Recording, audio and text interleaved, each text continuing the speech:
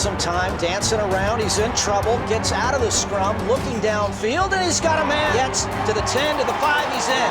Touchdown, Marcis, yes. That is intercepted. It's fumbled, and Neely is going to walk into the end zone. It's the Coach's Corner with legendary head football coach from Mater Dei High School, Bruce Rollinson. Let's join our host, Kevin Turner, and Coach Rollinson for in-depth discussion, commentary, and all things Mater Dei football. And we want to welcome you back to Coach's Corner, and we are joined right now by super sophomore, number 55, your inside linebacker at Mater Dei, Leviticus Sue. And Leviticus, first of all, congratulations. Big winners, 34-17. What was it like, when you looked up at that scoreboard against St. John Bosco and said, we got this one? Man, it just felt so good, and it was a really good, heartwarming feeling.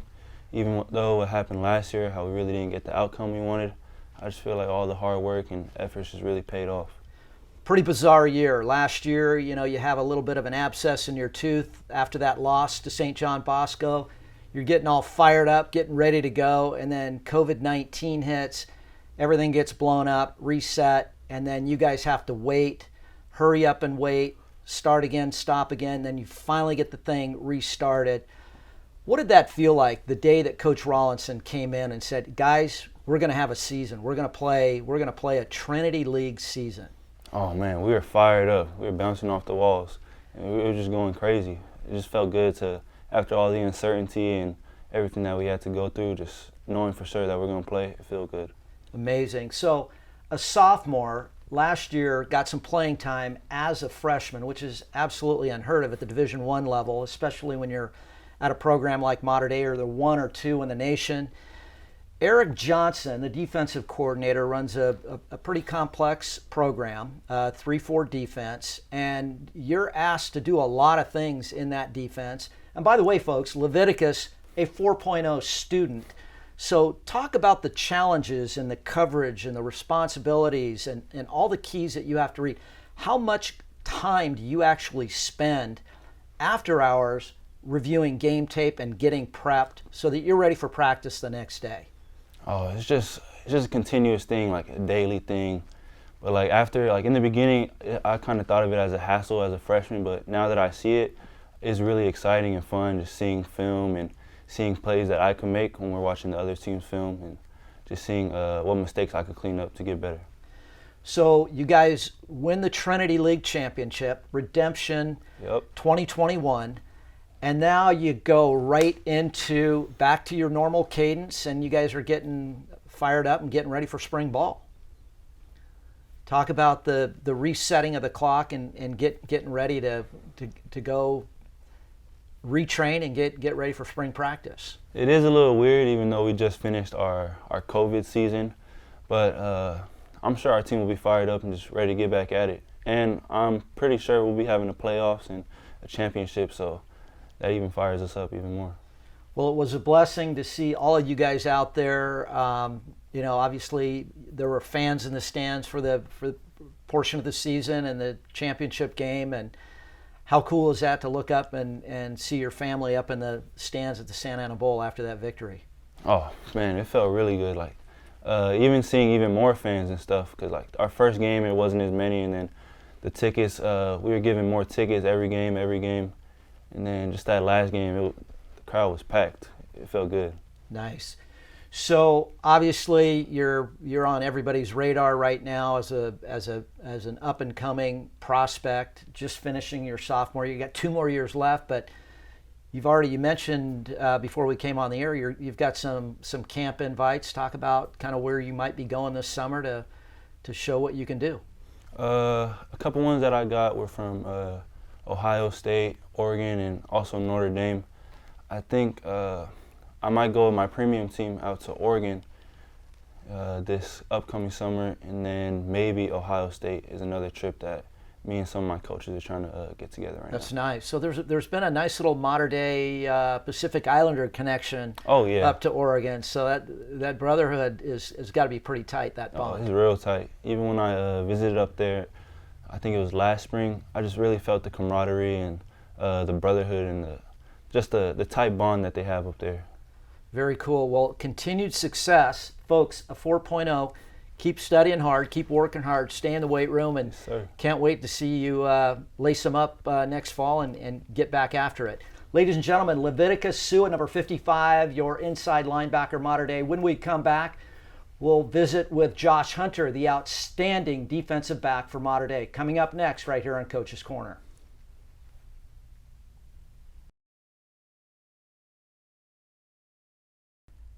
And as promised, we've got the outstanding junior defensive back, number 14, Josh Hunter, joining us. Starter since his freshman year. We did the math. 28 starts under your belt, young man. That's quite an accomplishment for a young man like you, just to be able to get in the mix, Division I high school football, and to be starting in this program since your freshman year is unbelievable. I had a lot of help. It wasn't just me, so I mean, all the older guys helped me up coming up. So I mean, it was a lot on them, but I mean, I'm happy to be here. The modern day way. So let's talk about the big win, the 34-17 win over St. John Bosco. We were just visiting with Leviticus Sue. A little unfinished business from last year. You look up on the clock, 34-17. You see this red wave rush into the middle of the field. What was that feeling like? It was, a lot of it was just relief that it's finally over. I mean, played a lot in the game last year. It wasn't supposed to end like that. Just sorry for the 20 guys, mostly. Happy for the 21 guys. But it was a lot just like for the 20 guys especially. Getting the win for them, for me, that's how I felt. Little redemption. Yeah, redemption. That was our purpose, yeah. So you didn't give up a touchdown this year. How the heck does that happen in the Trinity League with all the talent, all the skill, and the great quarterbacks? You got to be very disciplined. You got to be a big-time student of the game in order to accomplish that. Yeah, I mean, it was a lot due to our Coach Frank, Coach EJ, our DC, and corners coach. I mean, watch a lot of film. We get matchups each week. So looking at my matchup, just trying to watch film and shut my guy down. That's basically what I was going in the game for.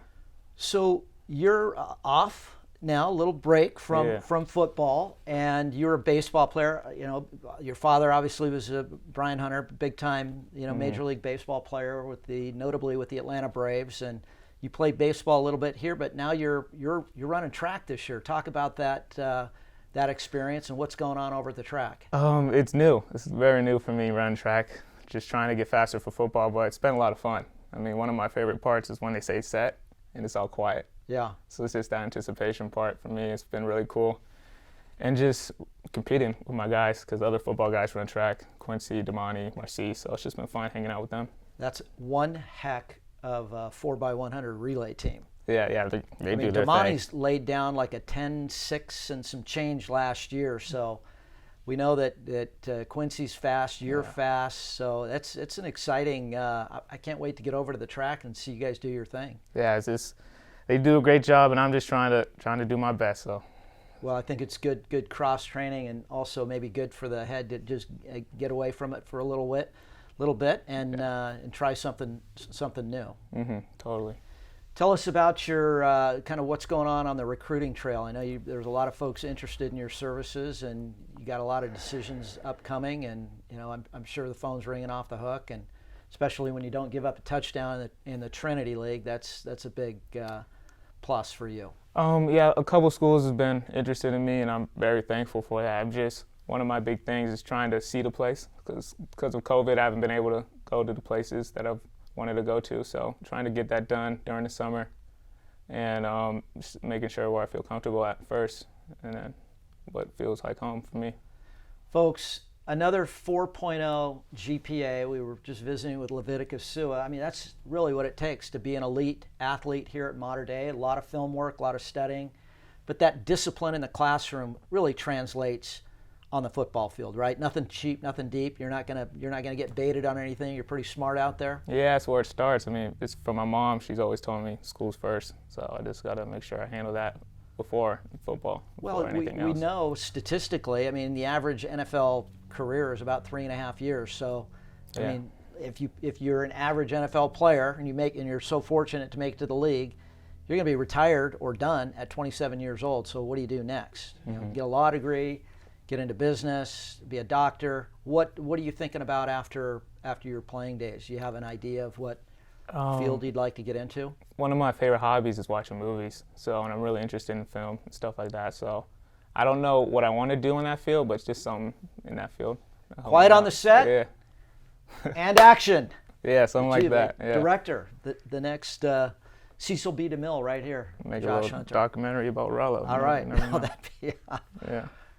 That would do quite well. So we're just about ready to get you started in track, and then how does spring ball work with track? Will you be able to kind of run back and forth and get some reps in? Yeah. And in your 7-ons at least. And Talking to Rollo about it. We got to lift for sure. Yeah. So lifting with Rollo, doing track stuff, and then whenever I have free time, I'll just go on the field, help everyone out. It's kind of the senior year, trying to be more of a leader. Yeah. It's just for me. Been quiet couple first years, just trying to do my job. Yeah. Been on the field early, so I'm just trying to step up and be a little more of a leader for this last year. So tell us, you had an opportunity to play side by side with one of the all-time greats here at Mater Dei, Rajon Davis, 5-star going to SC. What's that going to be like next year, getting on the field and not seeing number 32 out there? Well, luckily we got 2 other guys. We got David and Owen. Yeah. I mean, it's a blessing to have them. But Rajon, I think I was most impressed about his instincts. Because these past 2 years, I've always played like right behind him, and we always like. Sometimes he'd have the force, and sometimes I'd have the force. But it was just so instinctive that I just look at him, and once I see him, I know where he's gonna be. So I just go the opposite. We kind of played it like that the last 2 years, and it's been amazing. He's a great guy, and I know he's gonna do great things at USC. Yeah, it's going to be exciting to see what he does at SC next year. So, kind of some short-term, intermediate, and long-term goals for you as it relates to Mater Dei, academics, and then life after Mater Dei. I'd say finish school strong, just keep my grades up. Mater Dei, for football-wise, just be the best team that I can be. I mean, been here 4 years, it's been a blessing. So just be the best team that I can be in the long term. Just don't be scared to give back. I mean, that was a big thing for my mom, for my dad. I mean, I try to if I end up having a good career and make a decent amount of money, just give back to the school and get That's back awesome. What a places. noble up. cause, and very forward thinking and of you to be thinking in that direction. Thank you. It's a wonderful outlook. Ladies and gentlemen, number 14, your DB of the year at Mater Dei, at least in my mind, Josh Hunter. When we come back, we'll be wrapping things up with the head coach Bruce Rollinson right after this.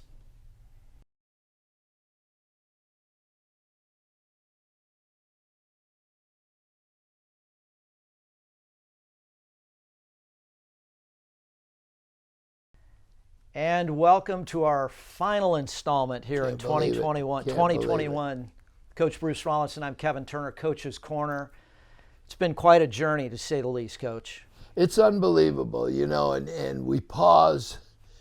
I mean, your genius to come up with this idea, and we both shared, we thoroughly enjoyed, and we're coming back up live probably in August and continue it. But it's all made possible by our sponsors.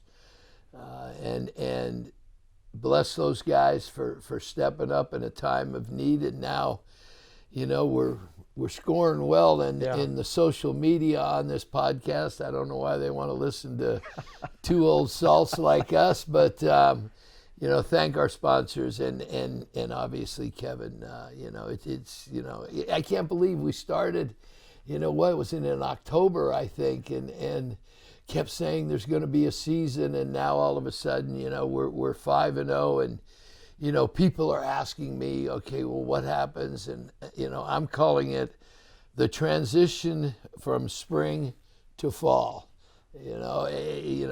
Coaches are saying, are we going to have closure meetings? I go, no, we're going to have opening meetings. We got to get right back up and running. And I mean, I don't know if you want to talk about it, but that's a challenge. No, that was top of mind, certainly. I was just thinking to myself driving over here in prepping, and I was making some notes, and I thought, wow, you exhale, you win the Trinity League championship. There was this huge buildup to get to the season, the anticipation of getting to the season. You run the table, you win the game on 2 Saturday nights ago, 34-17. You dominate both sides of the football, and then you exhale and you're reloading again. I mean, the mindset of having to do that is to me, it's exhausting thinking about it, but I guess there's so much pent-up energy that you really want to get the thing rolling and keep it rolling, right? Well, that's what I mean by transition. You know, you're right. We had, you know, a day or two to exhale, but it's part of, it comes with the job as the head coach. You know, here comes all the questions. When are we going to start training? And I'd like to take a moment. That is probably one of the most difficult things that I've had to do is when do we start training? Because we had a 9-month preseason and a 5-week season with 3 weeks in pads, you know, so 8 weeks of hitting. But you got to count those 9 months. And now all of a sudden you look at a calendar and I mean, we will go to camp July 28th. Amazing. And unfortunately, I'm surrounded by a lot of medical professionals, you know, starting at the top with Carlos Prieto and our, you know, our team doctor and Dr. Rob Gourmet and Joe Donahue, and we've kind of had a couple of meetings, we've had a couple of meetings, and it comes down to training now to what Prieto and Joe Donahue, they all said, just keep 3 words in mind, okay? Intensity, duration, okay? And of course, I forgot the 3rd word, but focus. We'll throw one in there. Frequency. Intensity, duration, and frequency. You know, how intense are the workouts going to be? How long are they going to be? And how often are they going to be? So now I'm building a plan, and it takes kind of that quiet time in the late afternoon when you've had all the meetings for the day to really think it through. And you're in a fine line. They want to get back on the field, okay? But how soon do we put them back on the field? How soon? I made the decision. I had always in my mind, you know, at least let them become normal students, lead a normal life for 2 weeks. We're in the 2nd week, and we'll probably kick it up on May 3rd, a week from yesterday, and then we have to figure out, okay, how are we going to do it? We got a couple of injuries that we've got to get healed up, and then you got to build a calendar, because when June hits, you know, I'm telling everybody around me, let's just get to June, because I'm still dealing with hybrid schedule. I'm still dealing with my block of time in the weight room, which doesn't allow much flexibility. So those are all things I've got to deal with. But the good news for the fans, for you and me, you just you know, you're going to have 2 great players that are going to come in.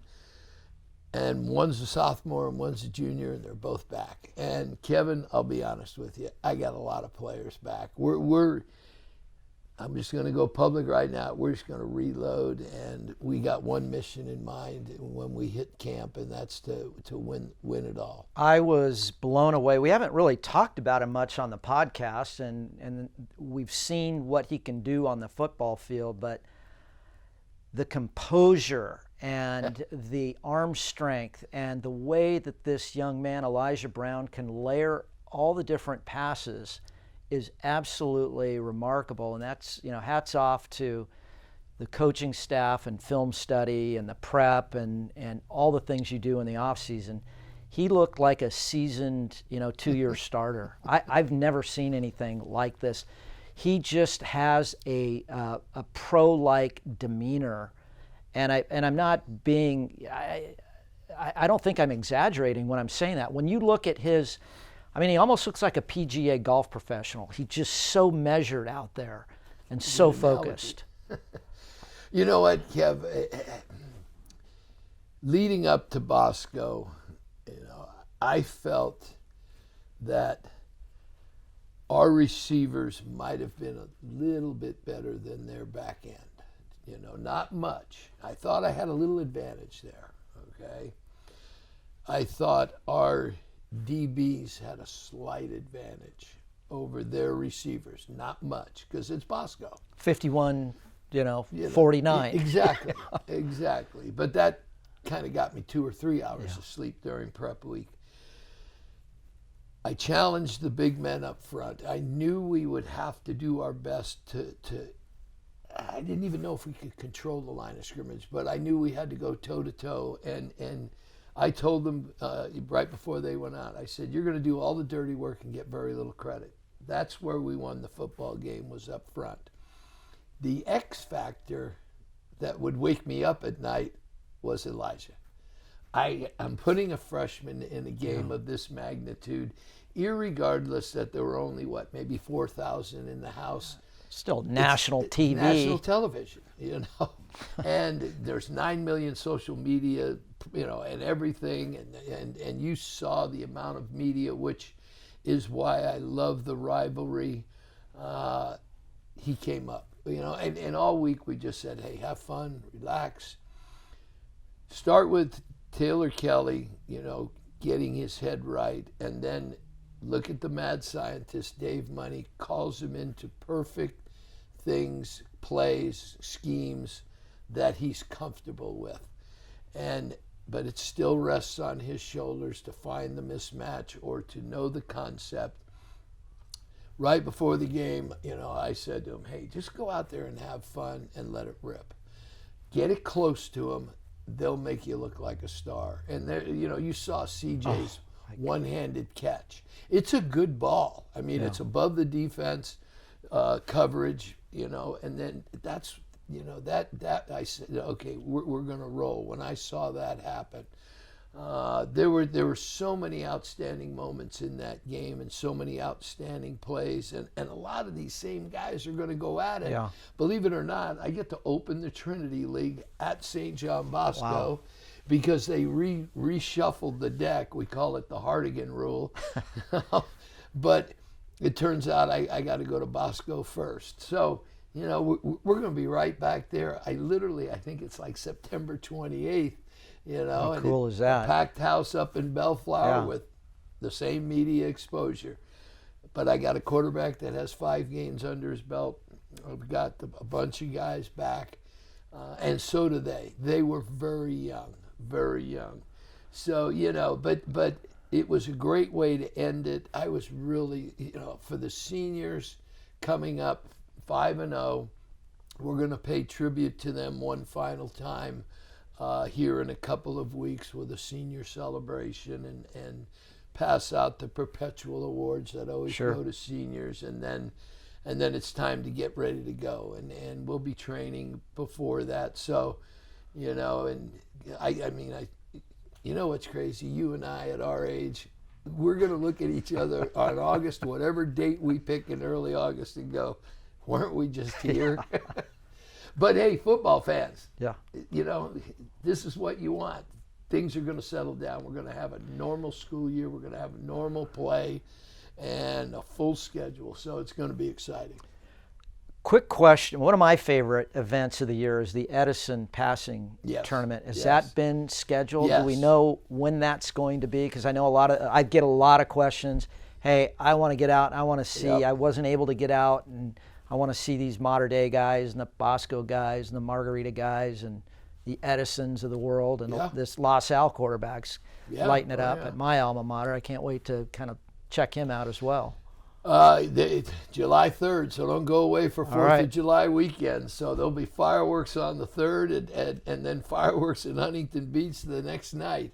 Coach Grady's got that thing wired. He's been given permission, both by the county health experts, they project. So, we've all sent our money in, and it is. All the big guns are going in. And it's a great day. It's a great day. And so, we're going to your alma mater a few weeks earlier for the Orlando Scandrick.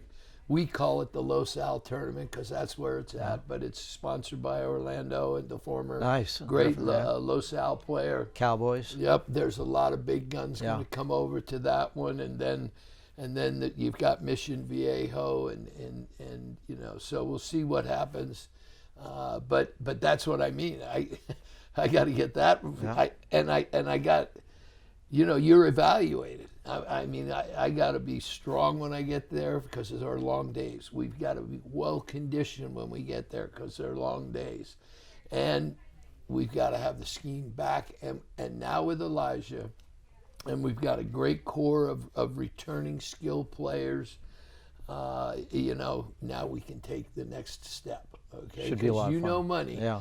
And there's one other guy that I in the Bosco game, Quincy Craig was outstanding. And I want to mention him.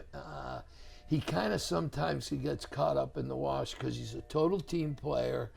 He plays on both sides of the ball. And in 2021, for a high school athlete on the Division I level, to have the ability to play nickel, okay, which when Brinkley went down, we had to move Quincy to corner, and here comes Raleek Brown, who hadn't taken any reps. But I mean, the versatility, and then you saw what he does on special teams. I mean, that punt return was huge, and it gave us great field position. There was the 3 points that iced it, or at least was going to force them to have two scores to come back at us. So, I don't want this broadcast to end without giving kudos to Quincy, and there's so many other players. We also want to give kudos to all of our sponsors. None of this could happen without our good friends at Hook or Crook. Healy, you're the man. Thank you so much for all you do for this podcast and what you've been doing behind the scenes at the Rollo Invitational with your Blue Roost vodka, which is available at Bevmo. Of course, Hook or Crook is available at Costco. And then we have our good friends at the Miliari Group, Carlo Valdez, the 529 Debt Consolidation Wealth Management. Give Carlo a call, one of the great modern-day athletes. He's on the U.S. bobsled team. And then big number 88, Chris Poliska, Total Quality Lending. And our new sponsor that's helping with the highlights, Repower Solar of Orange. Thank you so much for all you guys have done, and gals, for what you've done for the program and for helping us launch the Coach's Corner podcast. So we invite all of our modern day stakeholders, boosters, sponsors, if you need one of those services, check them out. We'd really appreciate it if you would do business with them. Coach, what an amazing, we had our doubts, there was, like that thing you're saying in the weight room, you provide the effort, God provides the outcome, and what an outcome. I mean, you couldn't have asked for a better outcome. And I was going to ask you, I didn't see anything. Now there's some behind the scenes, but I didn't see any major injuries during this abbreviated season. So. No, other than Tyler Narayan, who obviously that kept me awake because he was just a force on that defensive line. But he's had a successful surgery. Everything is set up at the Naval Academy. So, but there was Tyler on the sidelines just rooting him in and working with the young D-line other than Buddy. And there's another guy like Quincy. Buddy Sagayo went off in his last game as a Monarch, went off. I mean, and you look at him, that's what modern day football is all about. A Buddy Sagayo at 240 pounds going against, you saw the size of their offensive linemen. Penetration. I mean, he took out their OGT one time. It's guys like that. But, it's going to be exciting. I always tell people, what were you doing this time last year? Okay, I was looking out the window at my house going, what's going on in the world? Yeah. Now we're looking out the window saying, all right, we're all vaccinated up and get excited. College football, I was with Bryce yesterday. He's back in town. He's excited. It's going to be football season before we know it. And we also want to thank the man behind the scenes, Kevin Root. Kevin, get over here. Take your mask off. We got to get you over here and Just give us a thumbs up. This is the guy that's making the magic right here. Kneel down right here. We're going to social distance. On a knee. We want to congratulate this man. He's going to Alabama, ladies and gentlemen. He's going to be in their media relations department. He's going to work his magic. We're going to see a lot of Bryce Young on social media, and it'll be this guy behind the scenes. So congratulations. Thank you. Well done, my man. You were awesome this year. Everything you see on our modern day social, he leaves and I'm going to give him kudos. Everything you see on our social media, all those highlight reels, all those post-game productions, it's all Kevin. And Kevin knows how much I care about him.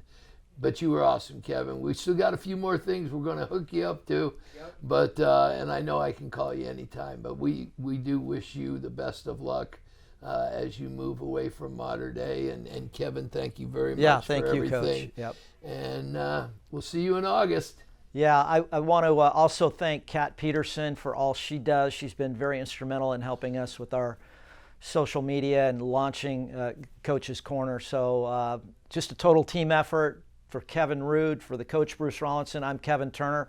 Rollo, take us out. Wait, Cat Peterson. Chase took his first 3 steps yesterday. 9 months, baby. Woo! Yeah, I'm going to put him in my youth camp in June. All right. Take us out, baby. All right. Rock and roll.